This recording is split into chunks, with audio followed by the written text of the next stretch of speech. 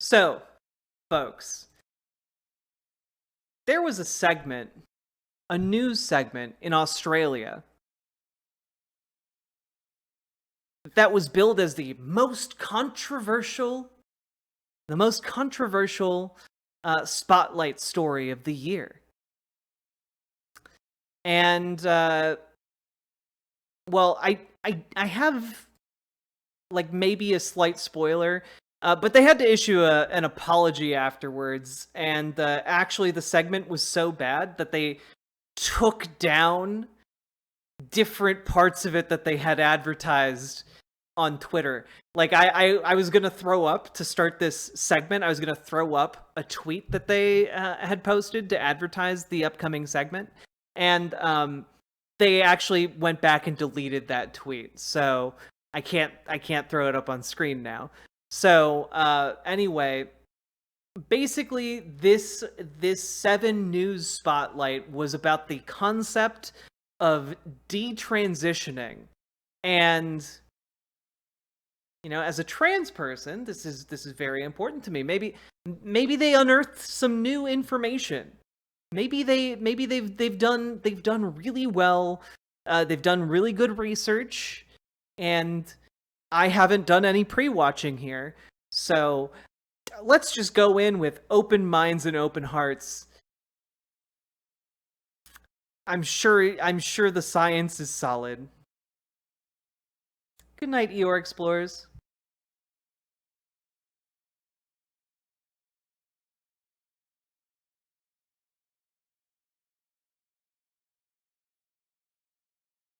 Okay.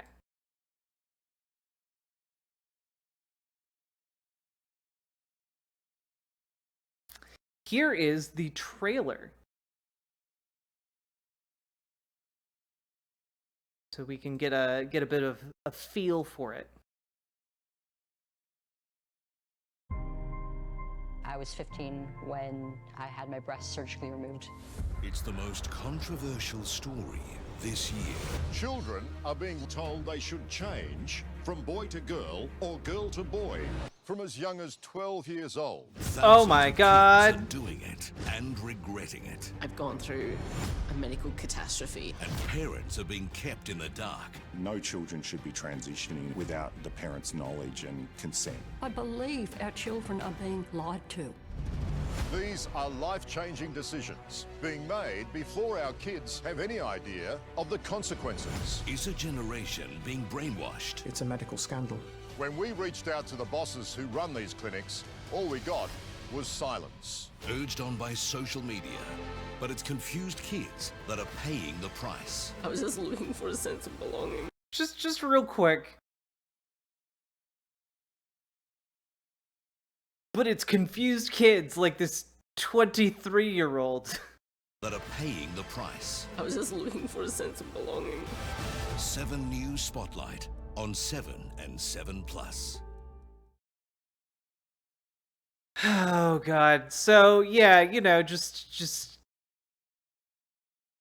gird your loins, chat, because that was just the preview. That was the trailer. We have a couple of these extended interview segments from this spotlight segment. Again, haven't watched any of it, but keep in mind as we go through this, okay? Because I've gone through the research in front of you. We've looked and read through the papers and the studies, and you guys know every finding, every reputable backed up study on this shows that gender-affirming care for youth has overwhelmingly positive benefits. There are some people who, it turns out that intervention wasn't what they needed. But that's true of every single medical intervention. Oh yeah, no, this isn't a segment. I keep saying segment because I'm making a segment, but this was like an entire hour-long special. But keep in mind, the vast majority of the research we have indicates that by providing gender-affirming care, the rate of suicidality goes down, the rate of general self-satisfaction goes up, there are very, very few downsides to providing this type of care to people who need it. And in the very rare instances where people do detransition or desist, like 95% of the when that was found, 95% of it was due to things like monetary barriers or social stigma causing them to go back into the closet and then retransition later. The vast majority of people, and this, by the way, is why they continually have to bring up people who, like, the same 5 or 6 people who have detransitioned out of the thousands of people who transition every year.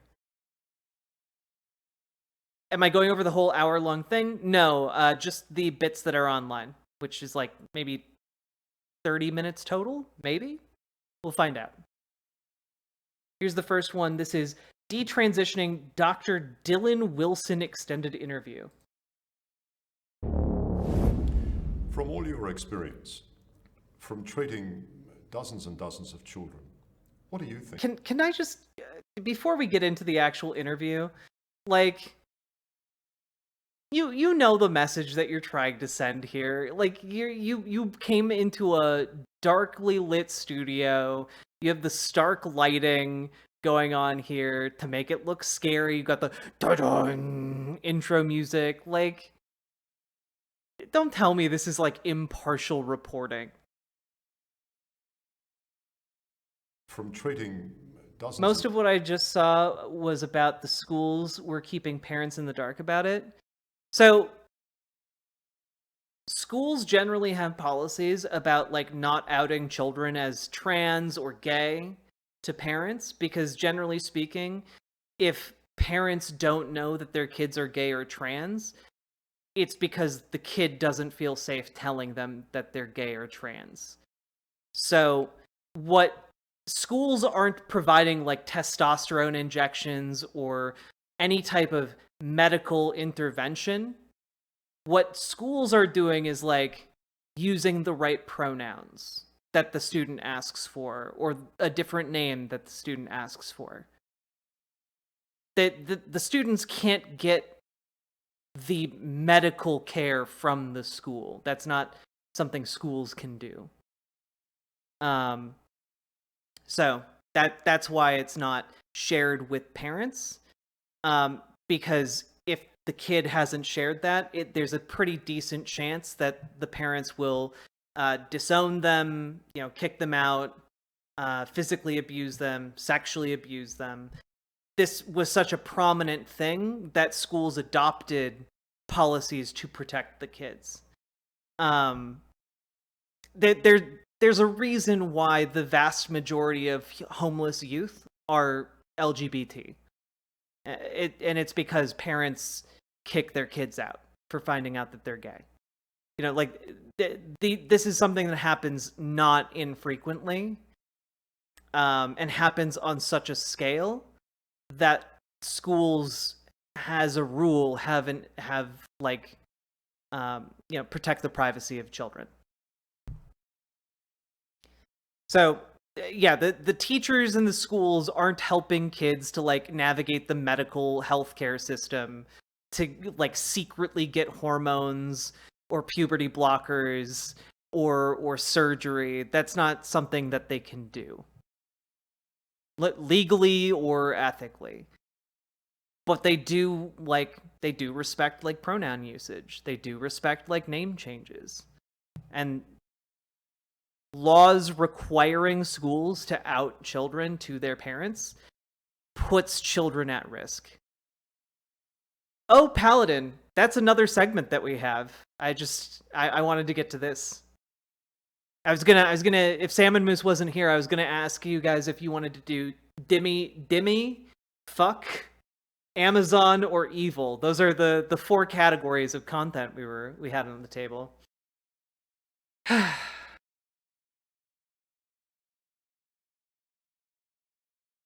So, Anyway, if you think that schools are like injecting kids with testosterone or something, that's just not happening. Anyway, here we go. And dozens of children. What do you think is the main cause of gender dysphoria? I believe there's a genuine group. Oh man, dude. So just real quick, pro tip for anyone going on TV: don't wear a shirt that is buttoned so tightly that it looks like this. Just free fashion advice. Wear something that fits you a little bit better, okay? Just like a little bit. Group of children, a small cohort of children who, for reasons that aren't clear, have a significant distress around the sex of their body. And then there are another group of children who more recently have become entangled in the ideas around gender and what that means and what they're supposed to be as a boy or a girl, in conjunction with overarching issues of mental health disorders, anxiety, depression, trauma, autism, and confusion around their sexual orientation. And they run with the idea that this means that they are meant to be the opposite sex and pursue that avenue. It's a big mix of children. There's no one particular answer. And because you've got one big mix of a whole range of different children, that means there's no one treatment pathway that is the right thing to do. And regardless of Well, yeah. But no one's saying that there is? that, there's no children, I think, who would benefit from blocking their puberty as the answer to any of those issues. It's Okay. So right off the bat, we got a guy who's just like, yeah, I don't think we should use modern medicine on children. I think we should just reject all of the scientific and medical findings and reject the findings of experts in the field on this issue. And I just don't believe in it. By the way, I just to fully contextualize this. This is like a doctor saying, yeah, you need some more blood flow down to your foot, otherwise you're just not gonna we're gonna have to amputate. But I just don't believe in putting stents into leg veins. I just don't believe in it. I don't think it'd be a good idea. I think actually, it might wind up hurting your necrotic foot. Like that's the level of delusion that's going on here already. Not one of those kids. No, I don't think any child or their parent can truly consent for what that treatment brings to that child as for them as an adult. It's an issue of consent. Are you saying? But you can have children consent to open heart surgery, or you can have parents can consent to having brain surgery on their child if there's a tumor in there. If there's a problem, you can consent to the most invasive possible surgeries for your child. But this guy's nah. But actually, even if there's an established issue, we shouldn't give them the medicine that would actually, by all research, both medical and scientific, we just shouldn't follow that. We should just deny them that because. Yeah, I'm sorry, no blood transfusion for you. Seeing children being influenced by transgender messages on social media? I think social media and social contagion is definitely something that needs to be explored. By the way, just as an FYI, there's no evidence of social contagion whatsoever. And also, just need to remind people that the origins of the idea of social contagion date back to Nazi Germany, where Nazi Germany declared that being gay, specifically homosexuality between men, was a cultural, a societal disease, which is just a different way of saying social contagion, by the way. Their entire idea was if gayness is left to fester, it will weaken the nation. and this is just repackaged for trans people in stuff like the social contagion, or the concept of, and social contagion, by the way, is often wrapped up with the idea of rapid onset gender dysphoria. And that's bullshit. The study that proved rapid onset gender dysphoria had to be retracted and rewritten multiple times. Contagion means disease, right? Yes. Contagion is disease. Essentially, what he's saying is that transgenderism is a socially spread disease. That is what the words he's saying mean. Again, it's just pretty blatantly copped from like 1930s Nazi propaganda. And again, the idea was, well, you know, and you can look into the history of this, by the way. And back in Nazi Germany, they would either say, "Oh, well, you're a repeat homosexual, so there's no saving you. We're going to send you off to the death camps. We're going to work you to death in the factories," or something like that. You know, or, and this is maybe less commonly known, they would be sent to the front lines to die, you know, as like cannon fodder, essentially. Or they would be put into essentially re-education camps to, you know, cure the social disease. Again, this is conversion therapy. This, by the way, was also practiced on lesbians, where essentially lesbians, if they were found to be like repeat offenders, would be re-educated, essentially being turned into like camp. I'm gonna say courtesans, to be polite.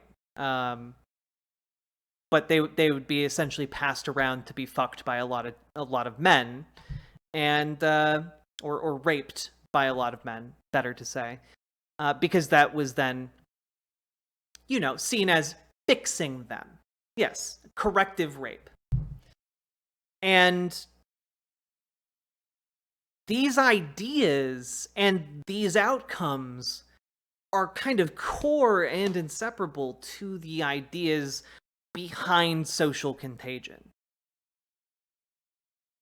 And when we look at rapid onset gender dysphoria, the fear there in the paper is essentially that, oh, these youths are being exposed to this transgenderism, and then that is causing them to have this rapid onslaught of gender dysphoria, which then they can be tricked, because they're so young and impressionable, they can be tricked into becoming trans and going down these medicalized routes, but when in reality they're just going to regret it later.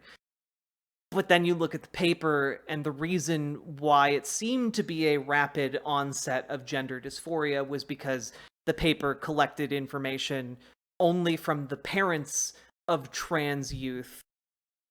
And so it was from the parents' perspective that it was a rapid onset of gender dysphoria, as opposed to the person actually experiencing the gender dysphoria. And on top of that, the data from that paper not only came from the parents, but the parents were selected from specifically places that talk about how transgenderism needs to be eradicated and is a scourge on society.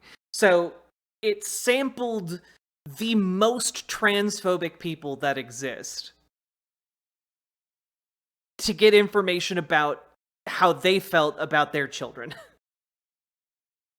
And this has been one of the most cited pieces of the whole, oh, it's a social contagion. So I need you guys to understand that when this doctor says, oh, well, social contagion is definitely something that needs to be explored, he is abdicating his professional responsibility as a doctor.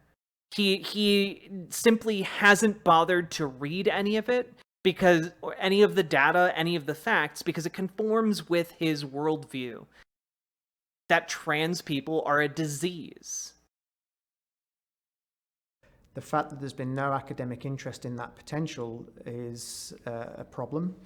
I do believe There has. It's just been thoroughly debunked over and over again. that children are influenced by ideas about what it means to be a boy or a girl or trans. We see advertisements that have pictures of people who've had their breasts removed and being presented as an ideal to pursue. And I don't think any child should have their breasts removed in order to satisfy their dislike of their body. It's very difficult for parents, isn't it? Except that we do that. We do that all the time. I had a friend in high school who had breast reduction surgery because her breasts bothered her. The only reason there's a difference here is because she was a cis woman. Or at the time, a cis girl, cis teenager. You know, and can they take his license for endangering his patients? Unfortunately, a lot of the governing bodies of these fields have very, very lax standards. There's a reason why it took like 8 years of concerted effort by Jordan Peterson to have his license even in danger. I'm gonna guess that it's not really on the table for him to lose his license anytime soon. Cataclysm. Because they're torn between supporting their child, doing everything they can for that child, and on the other hand, worrying necessarily about the impacts of these puberty blockers and other medicines. Yeah, it's a natural feeling. You want to support your child, but sometimes supporting your child is not necessarily giving them everything they demand. And it's important that these parents have the empowerment to say, you know, I love you and I support you and I'm going to help you, but that doesn't mean you need to irreversibly change your body. So those kids can be helped. Look, I love you and support you, but also I'm not going to provide you the medical care you need in order to feel like not killing yourself. I'm sorry, if that's your response as a parent, like, you're one of the worst types of parents. Without going into puberty blockers and cross-sex hormones and ruining their body.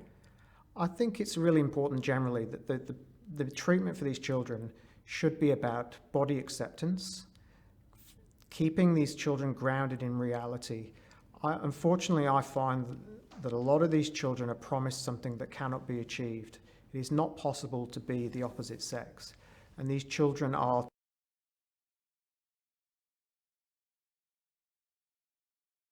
But we're not talking about changing their sex, are we? We're talking about changing their gender. told that yes, it is, you can be a girl if you're a boy, you can be a girl when you're older, you can be a woman, we can make that happen for you, but it just cannot happen. It's not possible to be the opposite sex. No human. It's not possible to be transgender, folks. It's not possible. And if you are transgender, you're just going to be sad for the rest of your life, according to this chuckle fuck who can't even wear a shirt to an interview. Women can change sex. You know the transgender community will hate you for saying that. I don't believe that's true, because I think a lot of trans people appreciate that fact also. They But know that's not a popular view to express. reality is not. Is that the only explanation, though? I mean, you also have to understand there are medical barriers to transitioning, like going to years of psychological evaluations, especially for children. You know, the years of psychological evaluations to figure out if that is the only answer, if transitioning is the only answer, are there to find out if that's the right move for any given child. So sometimes it does turn out that someone's having complicated gender feelings because of complicated things that happen to them. That is possible. But that's what the psychological evaluations are for. That's what the talking with multiple doctors, multiple experts in their fields. That's what the consultations are for. The years of going through the early steps of this process. You don't just walk into a clinic with a child and be like, feeling gender dysphoric over here. Time to inject them with estrogen, inject them with the testosterone. Like it's not how it works. You know, like it's frankly, it's not like walking into a tattoo parlor or a piercing salon. Like it's not. That's just not how it works. We're talking about a medical process that has been established over the course of decades. It's not something that can be entered into on a whim unless you are a full-ass adult. If you're a full-ass adult, you can do informed consent care, but even that takes at least a couple meetings with like a doctor. Doesn't depend on popularity. Humans can't change sex. There's nothing popular or about that at all. It's just a fact.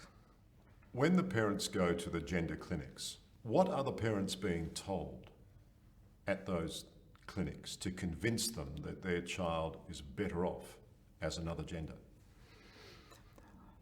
I don't know how the consultations go.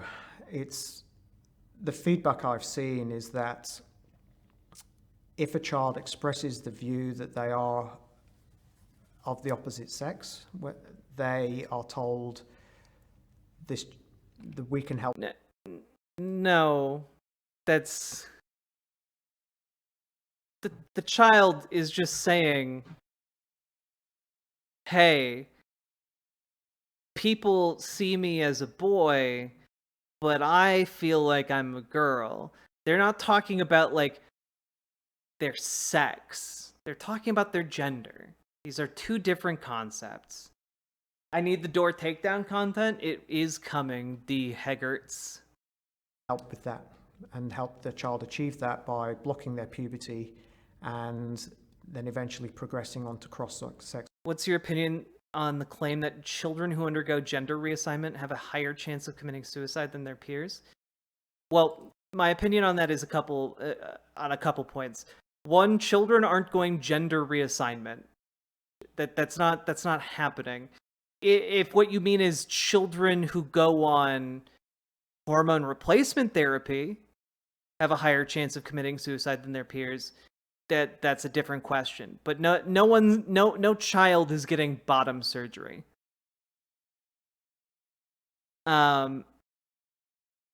Also, on the point of committing suicide or higher chance of committing suicide, all of the research that I've seen on that indicates that the reason trans people have a higher rate of attempting suicide is literally down to levels of social acceptance.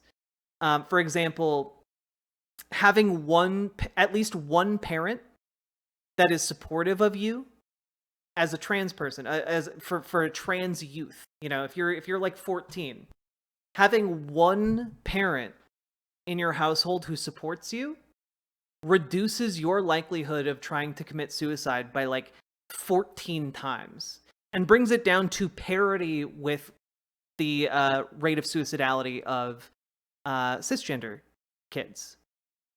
So like most of the factors that are increasing the suicidal ideation of children, of teenagers, of trans people in general has to do with levels of social acceptance. That's ultimately what it is, right?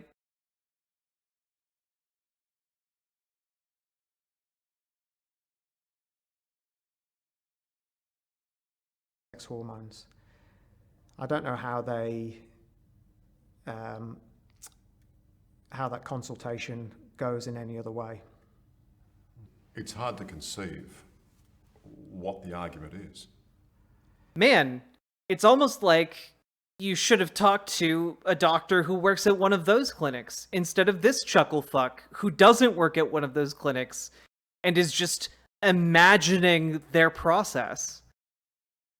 It is. I don't understand how a child can go there for their first appointment with their declaration of who they think they are, and the clinicians there at the intake say, yes, that is who you are, and we will help with that, without any exploration of what that is meaning and what that child is expressing.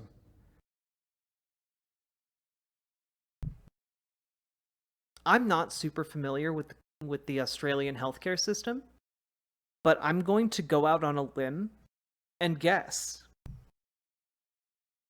that is absolutely not how it works at all. I'm sorry. Again, it's not like you bring your kid to the drive-through window and are like, one estrogen, please. That's not how it works. When you bring a kid to your so here's how it works in the United States. Okay, if you have a kid who's trans, who's like, Mom, Dad, I'm trans, and you aren't the piece of shit parent, and you're like, oh, okay, well, we'll explore what that means, and maybe they come to you as a teenager. We'll say that, okay? You take them to your general practitioner, right? And when you take them to your general practitioner, the general practitioner is like, okay, well, I can give you some referrals to people in the area. They give you some referrals to different psychologists in the area. You go see those psychologists. You continue checking in with the general practitioner. Those psychologists then, talk to your kid and have, weekly sessions with that kid for at least 2 years. At least 2 years. It's over 100 sessions of therapy to see whether or not, at a minimum, over 100 sessions of therapy, at a minimum, to see whether or not this is something that they might genuinely need. And this can also involve multiple psychologists who specialize in different aspects of psychology. On top of that, you then have to talk with an endocrinologist. You have to talk with other doctors who consult. At the end of this, you have 5 or 6 different doctors for one kid transitioning. This isn't just on a whim, oh yes, we'll give you the titty Skittles, child. No.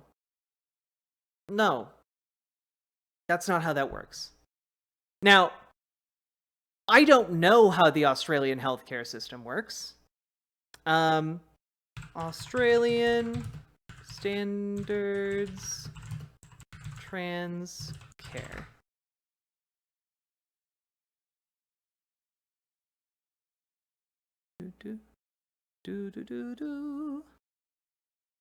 Oh, okay. They use OSPATH.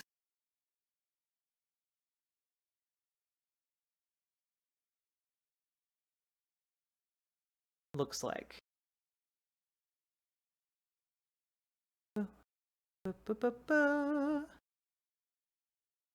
About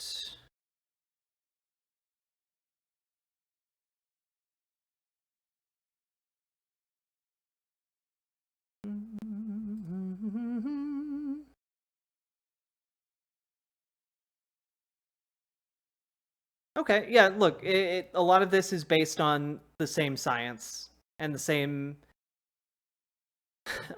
standards as the United States. I missed what he said. I can answer questions. Just generally, Salmon Moose, you're Australian, you're trans. If someone were to be like, hey, I got a trans kid, if they bring them to the clinic that, you know, bring them to their pediatrician. Does the pediatrician just immediately trans them, or is there like years of therapy involved? Because I'm guessing it's the second option and not the first one, where they just like take out a butcher's knife and chop off the penis or something.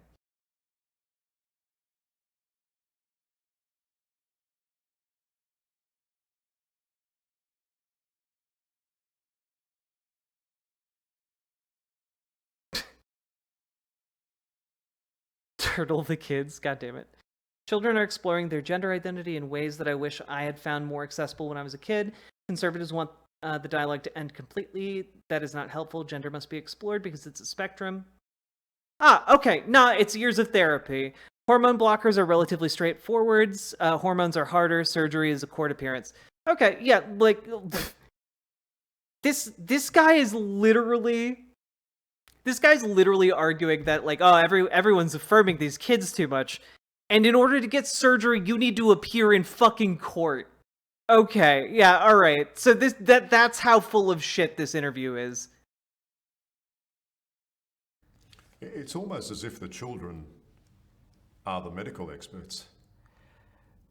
Yes, there's a lot of autonomy. It's very unfortunate that children know how they're feeling and thinking, and I don't have control over that. What the fuck? Placed on the self-declaration of children, and they can be children as young as 5 to 10 years of age, declaring this is who I am and this is who I want to be for the rest of my life, and the doctors at the children's hospital saying, okay, that's good enough for us.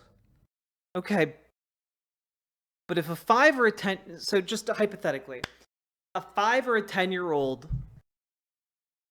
says, Mama, I want to be a girl. Like, yeah, you can just be like, okay. And then use she, her pronouns. That's fine, actually. It's really easy to do. It's really easy to accommodate that. And it's actually not that uncommon for children to play around with that idea. It's not that uncommon for children to play around with their identity in that way. What is uncommon is what's called persistence, which is when that child consistently, over a long period of time, over years, continues to identify that way. That's what is uncommon. So that is what, by the way, one of the number one indicators for therapists and psychologists about whether or not transitioning would be a good idea. That level of persistence continuing throughout the, early, middle, late childhood, and then through the teenage years, well, that consistency matters a whole lot.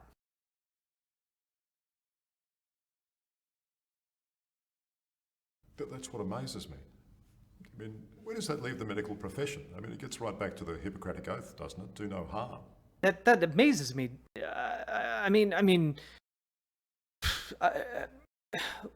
Since when have we ever believed patients when they told us something? When have we ever believed a patient when they complained of a tummy ache? Harumph, I say. Harumph. I think it's not a unique situation in medicine. There have been scenarios like this throughout the history of medicine. The problem is when the issues of harm and the stories of harm come about and people still do nothing. That's when the true scandal is here. Do you think we've reached that stage now? Yes, I think we've been there for a few years. There's been clear stories of medical harm, people regretting their treatments, the true realities of what the treatment is causing for children, the lack of any discussion around sexual function and fertility, about what that does to children. Yeah, how would a kid know if they have a tummy ache? How would a kid know if they're not feeling okay? they're probably just making it up. In the long term, these are all stories and information that has been freely available, but we still, in this country, fail to acknowledge that. The time is now. I mean, the red flags have well and truly been up for the past few years. It's time to do something. Absolutely. We've done nothing in this country to move the discussion forward. You say you will never refer a child to one of these gender clinics. Why not? Because By the way, I do find it funny that basically the only claim to fame this guy has is being against like basically children being trans, and instead of like interviewing like a cutting edge voice in someone who's dealing with the research and like is a practicing doctor who interacts with kids and like does these treatments. Instead, they're just interviewing the one guy they could find in Australia who's virulently against transitioning and who is a doctor. it's clear to me that a referral to the gender clinic is a referral to commence medical treatment. It's not a referral to have an assessment, to consider. Then you just... he doesn't know what happens at a gender clinic. Just listen to what he said. One more time. The clinic is a referral to in this country to move the discussion forward. You say you will never refer a child to one of these gender clinics. Why not? Because it's clear to me that a referral to the gender clinic is a referral to commence medical treatment. That is insane. It's not a referral to have an assessment, to consider what's really going on with the child, to fully explore why the child is expressing this view. It's a referral. What do you think they do at the gender clinic, dude? The majority of the majority of gender clinics that are dealing with children, who have children referred to them, the majority of their services are geared towards assessment of children. They're geared towards the assessment of kids. And the reason for that, quite frankly, is because kids require more assessment and less aftercare. Because again, most of the gender-affirming care that kids get is in the form of puberty blockers, HRT, and mental health evaluations.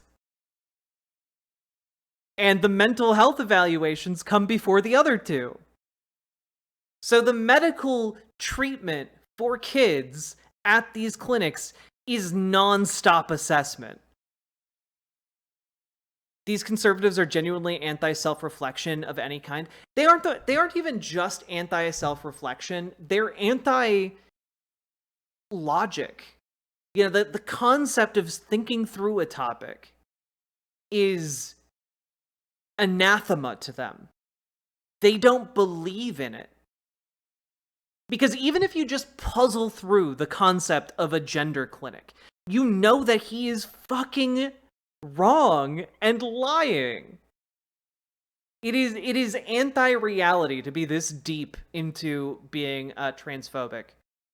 To start the treatment. I've asked the gender clinic in Brisbane, how many children do they see who they do not deem suitable candidates for medical treatments, and they will not tell that to me. So as a result, I cannot be confident that... Oh, I talked to a clinic and they didn't reveal the personal information of children to me, so I can't refer any children to the clinic. You're a pediatrician, dude. If some rando doctor requested information about the children you treat, would you give it to them? No! I can send a child there and they not receive medical treatments. Again, doctor, very strong. Also, again, notice how he's talking so, generally, not receive medical treatments. Well, in this case, it's shifting, it's nebulous. What do you mean? Do you mean by medical treatment, do you mean just like being seen by a doctor for assessment? Because that happens mostly, that's what happens in gender clinics. I suspect he is either deeply, deeply disingenuous or ignorant, or he is just so virulently transphobic that he doesn't care that what he's saying is blatantly false. Strong words, but do you believe that when children go through that process, they are surgically mutilated? I believe they are chemically mutilated initially. Chemical castration is what puberty blockers are. It switches off the normal development of the gonads. That is chemical castration. I believe. I wonder what happens when you switch them back on by not taking HRT, or by not taking puberty blockers. I wonder what happens if you just stop taking the puberty blockers. I wonder what happens. It's too bad we'll never know, I guess. Mutilation is a powerful word, but I cannot think of any better word to describe the removal of healthy breast tissue in girls as young as 15 in Australia. For those people who are watching the program who have had kids who have been confused or are confused now or whatever, what's your advice to parents? My advice to just that one little sentence right there. Had kids who have been confused or are confused now or whatever, what's your advice? Whatever. Like, you don't fucking give a shit, dude. To parents. My advice to parents is to not be afraid to hold the view that this is something that instinctively is wrong and concerning. That. Oh yeah, no. OG Mountain Dragon, from the beginning, I hope I've been making it clear. This is not actual investigative reporting. This is indeed propaganda. Like, everything from the set to the music to the lighting is there to indicate and send a certain message to viewers, and that it is that gender, trans people, the gender clinics, all of this is scary and should be feared. That is the messaging of this segment. The medical treatments are the only option. It's okay to be worried about that and to explore different options and not to be railroaded by anyone, either online in a support group or at a clinic, and not be told that this is the only thing you have to do. If you don't do this, you are not being supportive. That is not true. These parents should be aware that there are other ways to deal with this. There are other ways to let your child grow and mature. It's difficult, it's hard, you have a distressed child, but that doesn't mean it cannot be managed in the right way. And that right way is by not providing them with health care. This is hard. Okay, there are two more segments. We can do this. We can do this. All right. Okay, this one isn't as long, and this one is about as long. Let's fucking go. We got this.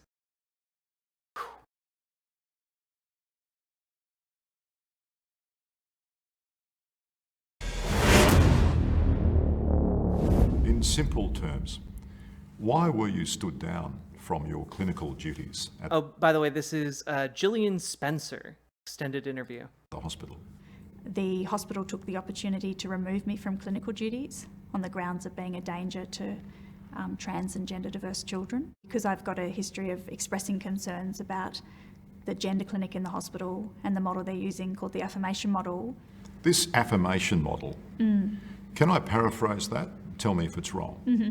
So if a child comes in and presents with gender dysphoria, regardless of the mental state of that child, the hospital and the gender clinic just goes along with what the child wants. Yes. So the hospital just expected you Well, This is like saying, let me see if I got this straight. A child comes in and it is really depressed. Is the hospital staff just supposed to go along with that and give the child what it wants? Like, yeah, it's you are supposed to provide medical care for, the conditions of people in the hospital. Yeah, that is what a hospital does. Good night, Wrestling with the News. Hey, Cat Pig. Directed you, in fact. Directed me. If a child was presenting with gender dysphoria, you were, no questions asked, really, send them straight to the gender clinic. Yes. Forgive me if this is a stupid question, but... I'm sorry, but, I don't understand, I understand the words he's saying, obviously, but it just sounds like he's saying, so somebody comes into the hospital and they have a problem, and they just get referred to the place that handles the problem? And she's just like, yeah, it's terrible. That's what a hospital's supposed to do. Yes. How do you know if you were sending the right kids on what is an irreversible journey? No one can know, and that's... Well, the kids are there for assessment. They're at the hospital, they're at the gender clinic to be assessed. They aren't going to the gender clinic for surgeries. Or even prescriptions. They would go to the pharmacist for their prescriptions. They're there to be assessed for either prescriptions or future surgery if they're an older kid, like 17 or 18. It's really important for parents to know. Sorry. Because when a child with gender dysphoria sits in front of a child psychiatrist or any mental health clinician, they have no way of knowing whether these children are going to persist in their gender dysphoria. And what's been hidden are the thousands of parents across Australia. This is like a medical, like some kind of shamanistic healer who's like, God, now. You might be demonstrating the symptoms of cancer right now, but if we pray hard enough, God could take that away. We have no way of knowing whether or not you will continue to have cancer. There's no way for us to know. This is insane. Who are in anguish. I'm sorry, Little Morphine Annie. They're very concerned about their child receiving care according to this affirmation model, and they're in a very difficult position, and they often can't speak out because their highest priority is to remain close to their child and to try. By the way, I love that for this. I work in the UK in hospitality. I got a 10 United States dollars tip by a Republican, so I am repatriating that 10 United States dollars to the right place. Thank you very much for the $10 dono, non-binary superpowers. I appreciate that so much. Thank you. I just find it really interesting that for this special on detransitioning, so far they've interviewed the one doctor who's not in favor of transgender healthcare, and the a child psychologist who was fired from a hospital for being so transphobic. Try to protect their child. But if they keep going, they go to the gender clinics and then they start to have body parts cut off, they're never going to recover. It's an absolute... Yes, that is exactly what happens at the gender clinics. Yep, it's just a conveyor belt. It's like that one scene from Ice Pirates. That's a really deep cut. For those of you out there who remember the movie Ice Pirates, there's just a conveyor belt that chops dicks off. That's what happens in the gender clinic. Absolute disaster, and it's so sad because child psychiatrists and other mental health clinicians are keeping quiet about their concerns. So it is creating this false impression that we all agree with the affirmation model. You've been labelled transphobic. How do you relate to that? Hell yeah, Stout Man. I see this as a really serious child protection issue, and as a 45-year-old woman and as a mother and as a child psychiatrist, I could not hold my head up if I didn't speak about this. It's too important. And what we're talking about is the well-being of children and their health, We want kids to grow up and be happy. We all want that. Do you though? Because the best way to assure that they grow up and not kill themselves is to give them gender affirming care. Yeah, she got the crazy eyes. We don't want them to have regrets and serious health problems. Why do you think this has become such a significant... Again, if your worry is about the regret rate of transgender like affirming care, the regret rate for gender affirming care is literally lower than pretty much any other medical intervention. I think like the regret rate for trans affirming care is something like 1%, 2%. Like it's so low, it's insane. The regret rate for like having a heart transplant is like 60%. Like the regret rate for a literal life-saving surgery can be as high as 60%. But we still recommend people get heart transplants to try and save their lives. You know, like that's the nature of medicine. There's no medical intervention. There's no decision you can make that might not wind up with you having a regret. You know?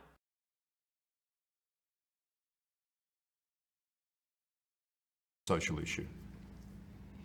I think there's lots of social factors contributing. There's a very vocal social movement. But what this issue has revealed is a crisis in the published medical research.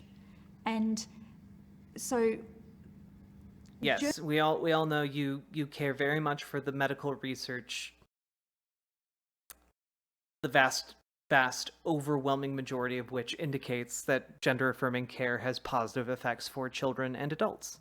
Journals usually use a peer review process to determine if a study is accurate before publication, but that peer review process is failing, and so we're seeing very poor quality studies being published, and citation needed. The conclusions drawn by their activist researchers are often the exact opposite of what the study has found. What citation needed. Parents really need to know is that it's a very dangerous time for children. Good night, Eeyore Explorers. And they need to be very cautious about who they let engage with their child. So what I would recommend is that they... Man, it's crazy that she didn't provide any citations for that. She just said science is being ruined because there are secret anti-scientists out there doing anti-science. Like, what? This is a conspiracy world that she lives in. See the health professional first without the child to find out what approach they're going to take towards their child. Do you think the hospital want to sack you? Yes. Yes, they do. They want you off the books.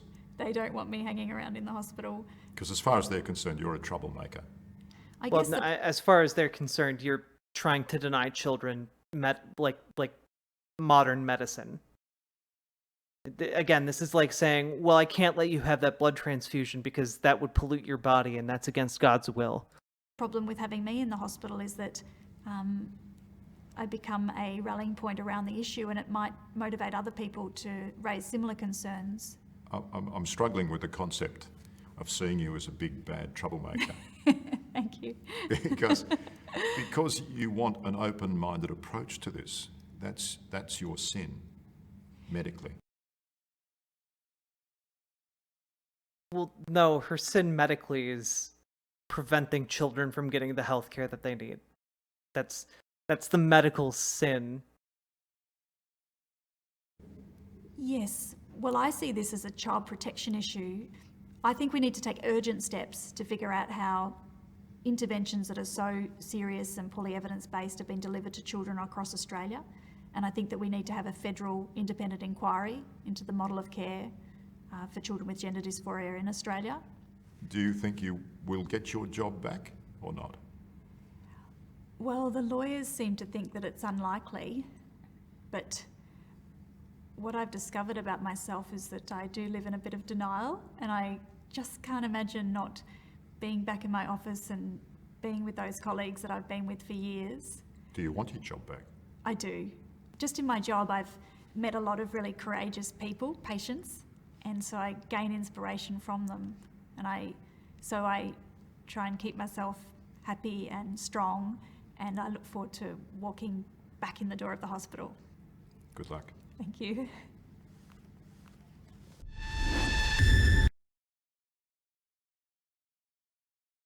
Oh god, dude. Her brain's gone.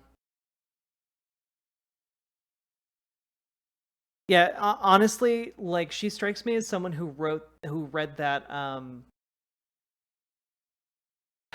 the book by Abigail Schreier, about how, like, trans men are, like, broken. Trans men are just really broken women. Like, that's what it seems like to me.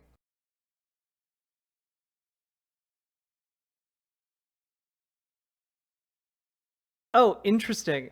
Sorry, I just found this. This is from Out in Perth, from earlier this year, from July. Queensland psychiatrist who has stood down from her position at a government hospital is lodging a human rights complaint against her former employer. Dr. Gillian Spencer is challenging the Children's Hospital, over their policy of promoting gender-affirming healthcare for transgender youth, and is seeking the right to ignore patients' pronouns if they don't match the gender they were assigned at birth. So all of that high-minded rhetoric, by the way, yeah, irreversible damage, Salmon Moose. All that high-minded rhetoric about protecting children and, like, oh, they're going to be butchered or whatever, is not really, she's not really concerned about the physical interventions with children. She's upset that there was a policy at the hospital that she would have to use different pronouns for patients. That's her main concern. Absolutely incredible. Yeah, she lodged a complaint with Queensland's Human Rights Commission saying she was subjected to employment directions that required her to use gender-affirming pronouns and refrain from dissuading clients to refrain from engaging with the hospital's gender clinic. In her complaint, she said she had concerns about the growing number of transgender youth and whether they were getting treatment for other mental issues they were presenting with alongside gender dysphoria, which, yes, the gender clinic also does that. That is what gender clinics do. I was concerned about the increasing number of children and adolescents, especially biological females. Okay, yeah, no, this is Abigail Schreier shit. This is irreversible damage. The growing number of biological females presenting with gender dysphoria in the context of comorbid mental health diagnoses and complex psychological issues, including trauma. Dr. Spencer reportedly writes in her complaint, I became very concerned about the potential harm our hospital was doing in immediately using preferred pronouns that unquestionably affirm a child's perceived identity and sets them on a treatment pathway of medical intervention that purports to transition a young person into an identity they're likely to outgrow if the interventions of this kind are not applied. Okay, so yeah, no, she's just upset about having to use pronouns. That's it. It all comes back. It all fucking comes back to the fact that these people don't want to be even slightly inconvenienced by having to use pronouns they weren't expecting. Okay, we got one more here. We got one more. Let's go.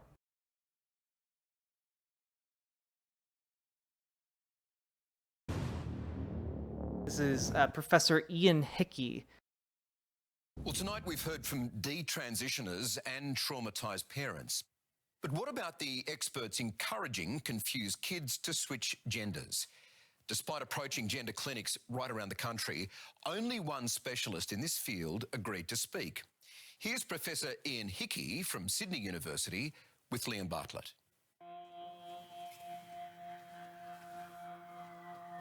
Oh, he's so scary. He gets special music.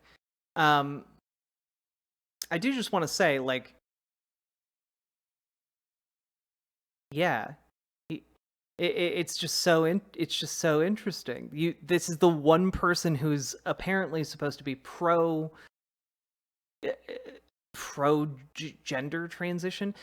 like, again, the framing of this is that this guy is pushing children to transition, and like that's not the point of gender affirming care. Point of gender affirming care is not to encourage transition, it's to encourage the path that is best for the child, that the child is most comfortable with. You are? Hi. All right, okay. Professor, thanks for having a chat to us. Pleasure. Should we shut these gender clinics down, do you think, before they do any more damage to our children? Absolutely not. In my view, most of the serious... I do appreciate him at least opening absolutely not. But the opening question, should we shut... Professor, do you think maybe we should shut down the hospitals in Australia? You see, people go in there every day. Some people die in our hospitals. They die. Not only do they die, some of them emerge with gaping wounds. Surely we should shut down these hospitals to prevent these people from the wounds. Clinics in Australia do a great job and deliver obviously considerable mental health and physical health benefits. So you agree with their affirmation model, do you, where essentially the child gets to dictate the terms? The child doesn't dictate the terms. The child isn't driving the car here. And I think the position you're presenting is not representative of the genuine situation. Oh God. Oh, thank fuck. Thank fuck we finally have a hero in all of this. We have somebody who's going to push back on this bullshit, on these bullshit questions. Oh, thank God. Parents who've had kids... Hang on, when you say the genuine situation... The great majority... Are you saying the people who are speaking out, those people who have been affected, the casualties in this, are not genuine? What I'm saying is the great majority of people who come forward for care, kids who behaved in a certain way since a very early age, who come forward at puberty, and the youth who come forward in adolescence, genuinely come forward seeking to understand the situation in which they find themselves. So what really needs to be represented are many of the positive stories. How many lives have been saved? So the kids whose lives have been wrecked, where do you... Oh, it's very interesting that they cut him off. They turned off his mic or cut to a different answer. Very interesting. Put them. In the whole of medicine, we are dealing with situations all the time. If you have a surgical procedure, if you have a medical procedure, you take any medicine, you seek care for any reason. Yes. There is a chance, but there are chances. That's after comprehensive medical analysis, not an affirmation model, where a child goes in and has, after one consultation, puberty blockers prescribed. No, now, I don't. That is absolutely not how it works. How do you explain that? I don't accept that is what happens in the great majority of situations in Australia. Interesting. Wow, it's crazy. That doesn't happen in Australia. Wild. What you're doing is picking out and actually attempting to actually dramatise and sensationalise a particular side, which is really sad, I think. So really sad. Let me just go back to that other question again. How do you explain a child being put on puberty blockers, irreversible damage, after just one consultation? Let's get... We can tell which book the interviewer just read. Get back. Let's go back. No, I don't accept the question. No, I think you also need to address the questions of, are you presenting an accurate picture? And I'd say, no, you're not. There's always the possibility that medical care in any situation is not optimal. But if you talk about what is standard care in Australia in this area, you're delivered using by our a best... lot of bureaucratic phrases It's there. not bureaucratic. Whoa! You're using a lot of highfalutin words over here. What do you think you are, a professor or something? Hey, Smurfy Tunes, how you doing? With respect, how many times have you come down from your academic ivory tower and spoken to the people on the ground? I speak to kids. You literally asked him to be here. You asked him to come down off of his ivory tower to be on your fucking show, you loser.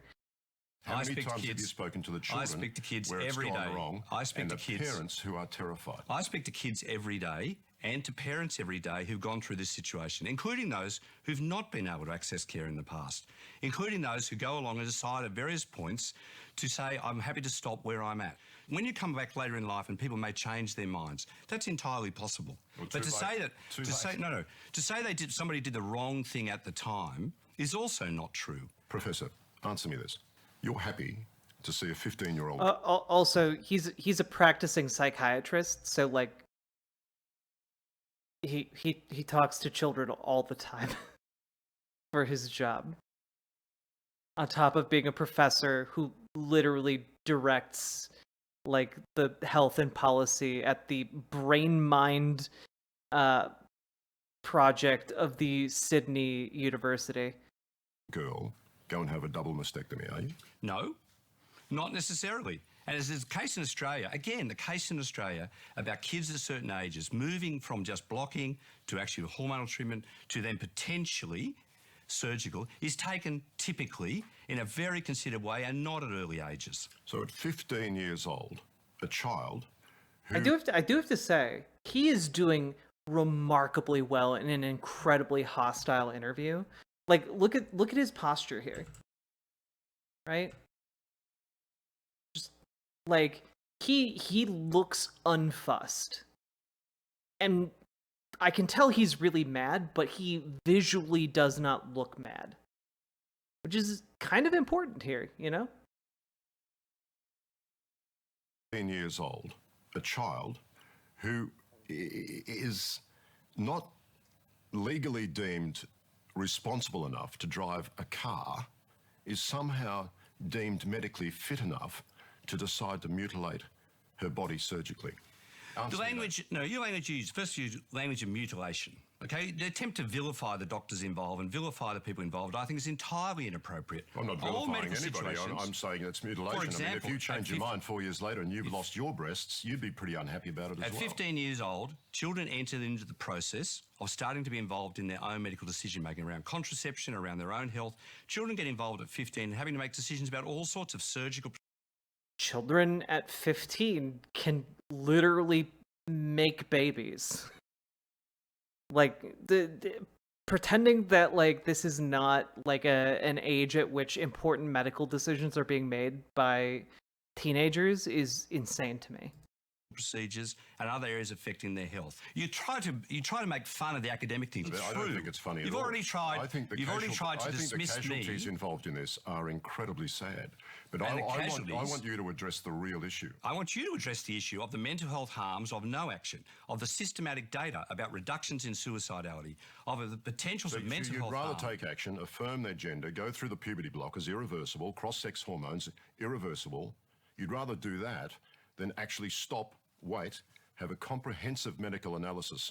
No, again, that's a misstatement. It's a complete mischaracterisation. And take a pause. No, there's a complete mischaracterisation of what I said. Gender-affirming care does not mean immediately moving to puberty blockers, immediately moving to hormone treatment, immediately moving to surgery. That's a complete mischaracterisation. To use your language, why are the vast majority of kids turning up to these gender clinics and being put on that train? You have to look at the whole process of what happens, and there's also mischaracterisation. Parents are telling us they are being pushed to one side in this. Parents are telling us they're not being heard. Parents are telling us they're being isolated. And how many parents have you told that tell you the exact opposite? What? Again? Are they in your show? Dude, did you see that? The head jiggle? That was a critical hit. That cut deep. That cut deep, dude. Oh my god. Because he knows that he's full of bullshit, that he made this entire segment and has been, I don't know if he himself made it, but like he's been participating in it. He knows he hasn't talked to any parents who support gender affirming care. The entire purpose of this is about detransitioning and how transitioning is scary and dangerous and evil.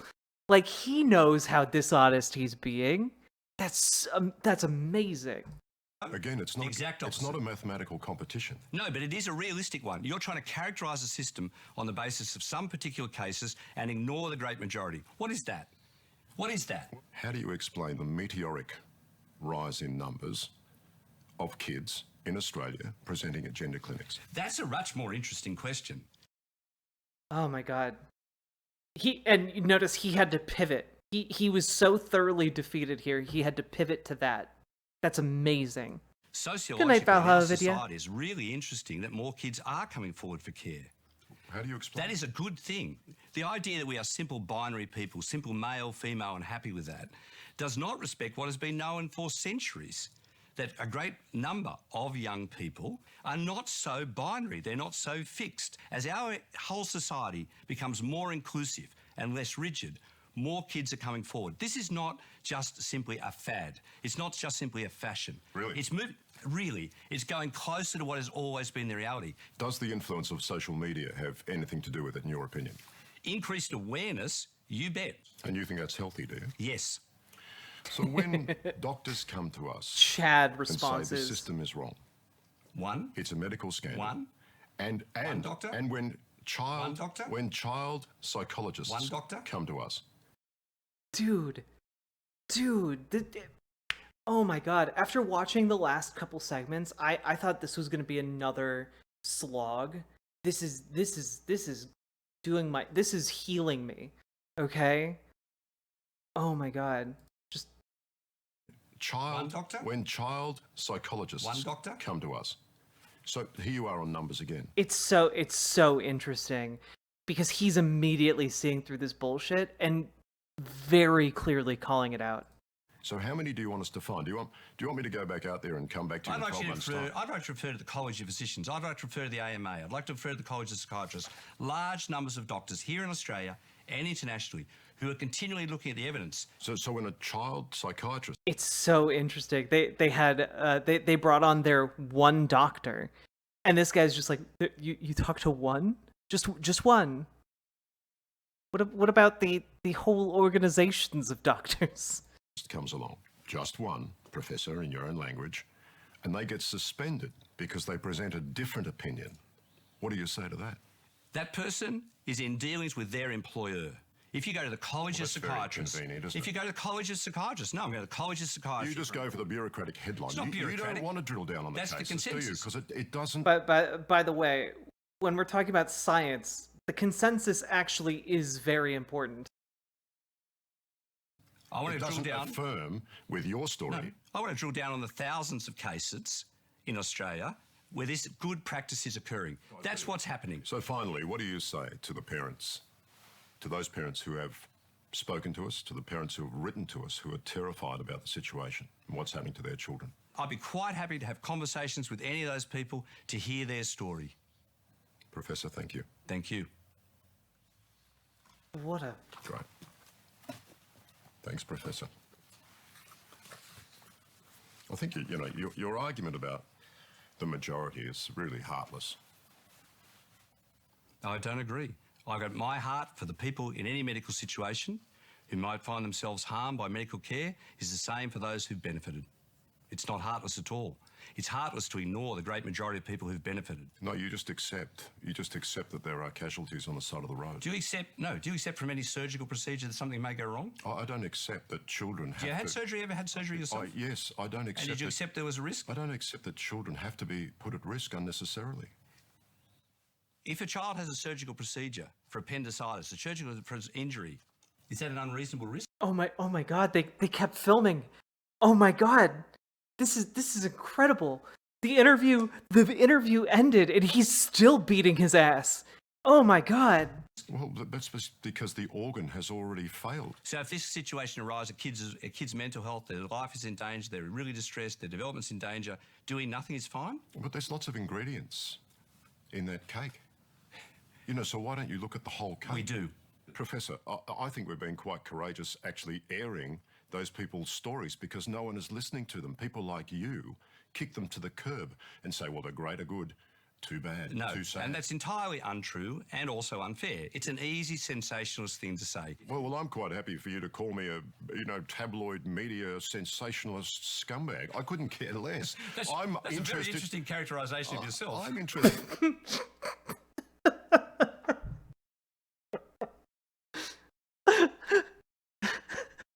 Oh my god, dude. Dude. The interviewer just roasted himself. This guy is such a fucking Chad. He got the interviewer to roast himself. Oh my god. Oh my god. This is the equivalent of like besting your opponent in a duel, but like instead of just accepting defeat and the shame of the defeat, your opponent then just like, you know, just commits ritual suicide to try and like reclaim his honor. This is wild.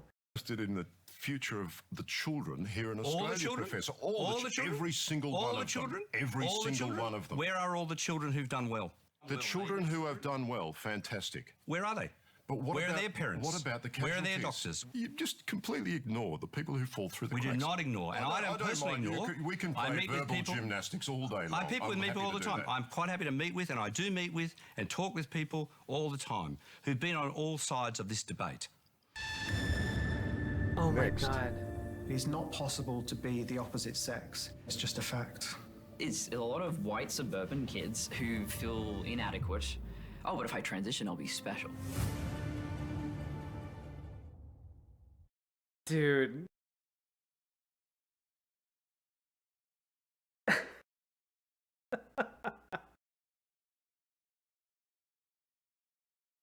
That was one of the most incredible things I've ever seen.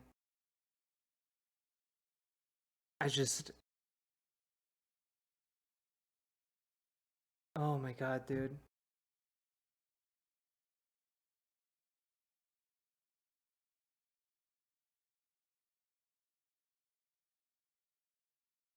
Oh, that was good. They stopped the YouTube stream? Oh, they did.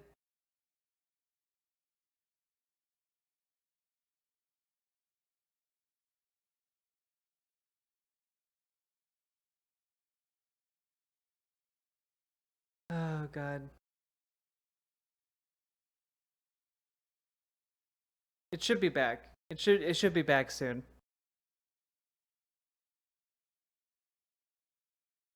That is funny as fuck.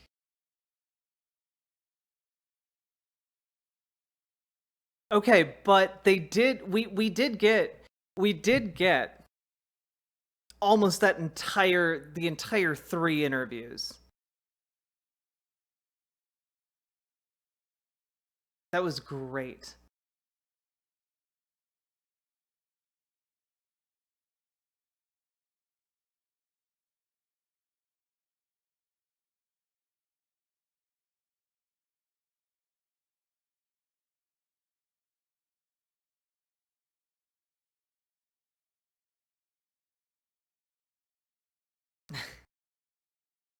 Hey, Ajikatse. Yeah, yeah, I mean, I don't blame them for not wanting that to get out. That was incredible.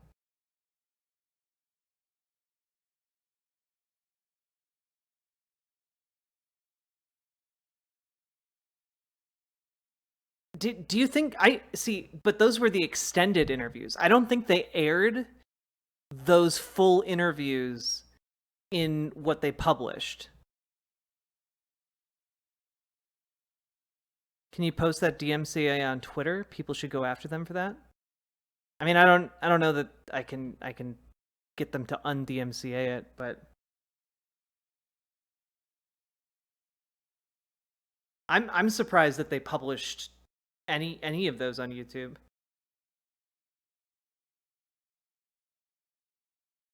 Yeah, it's not a channel strike. To be clear, when YouTube like senses something on the stream, they just like it flags the algorithm or something. They I'm wondering if it was like the musical sting at the end. I'm wondering if that was what did it, because we got the rest of it just fine.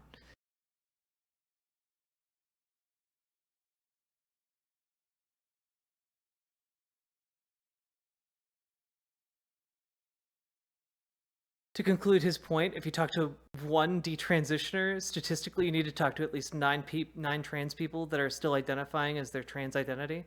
Yeah, exactly. Like, if you wanted the full picture, right? I mean, statistically, you'd need to talk to, like, you know, if you wanted to talk to one detransitioner and, like, have it be a representative sample, you'd also have to talk to 95 other trans people, you know?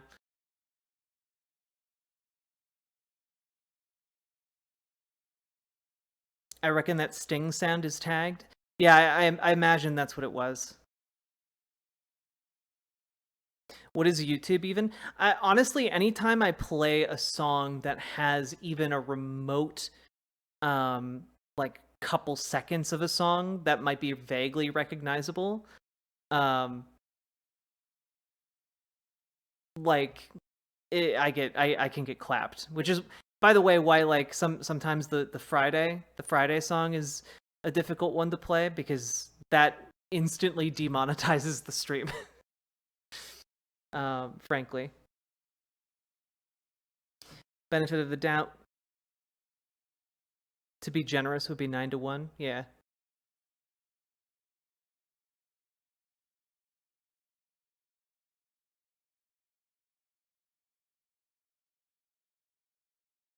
Oh man, that was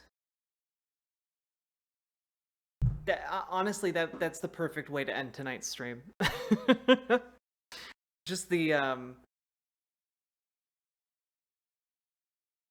that I can't believe how thoroughly that guy dismantled that interviewer and how cathartic it was after watching the previous two. Ugh.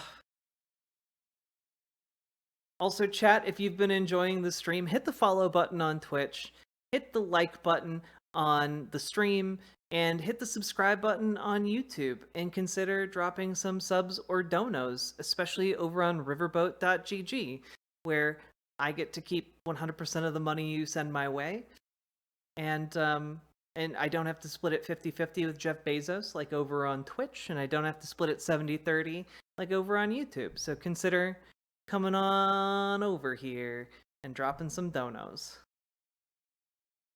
Yeah, we got any Oilers or mini Oilers? If we got any, like, $5 donos?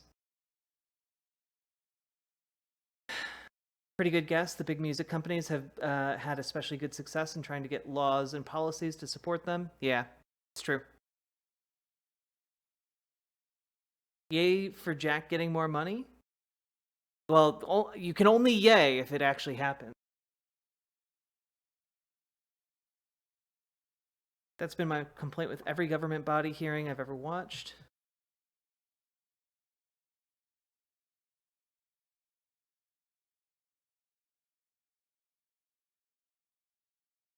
You gonna watch my video? Yeah, but off stream. Because for obvious reasons, I can't play a Powerpuff Girls video.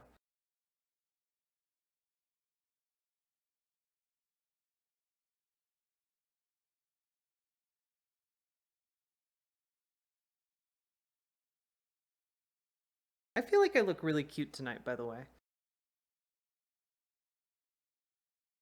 And also, chat, go take walks outside sometimes, because that can really help your confidence. That's your end of the stream tip.